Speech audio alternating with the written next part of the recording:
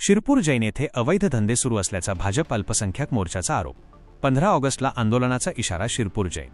वाशिम जिल्ह्यातील मालेगाव तालुक्यातील पवित्र तीर्थक्षेत्र असलेल्या शिरपूर जैन येथे पोलीस प्रशासनाच्या कथित दुर्लक्षामुळे वरली, मटका, जुगार आणि अवैध दारू विक्री सुरू असल्याचा आरोप भाजप अल्पसंख्याक मोर्चाचे राज्य उपाध्यक्ष कलीम रेघेवाले यांनी केला आहे.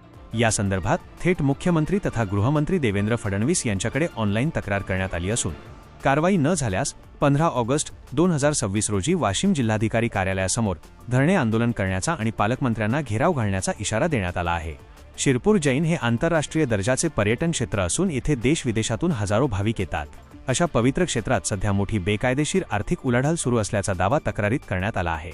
स्थानिक पोलिसांचे या कृत्यांकडे दुर्लक्ष होत असून एका कर्मचाऱ्यावर ऑन ड्युटी गैरवर्तन केल्याचाही आरोप करण्यात आला आहे. यामुळे गावात असुरक्षिततेचे वातावरण निर्माण झाले असून त्रस्त नागरिकांनी स्वाक्षऱ्यांची मोहीम राबवून या तक्रारीला पाठिंबा दिला आहे. गृह विभाग आणि जिल्हा प्रशासनाने शिरपूर हद्दीतील सर्व अवैध धंदे तात्काळ बंद करावेत अशी मुख्य मागणी करण्यात आली आहे.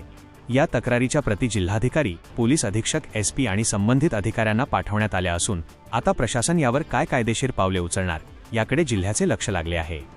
वाशिम जिल्हा प्रतिनिधी जावेद धन्नू भवानीवाले. अशा नवनवीन बातम्यासाठी चॅनलला सबस्क्राईब करा आणि पाहत रहा MH न्यूज मराठी.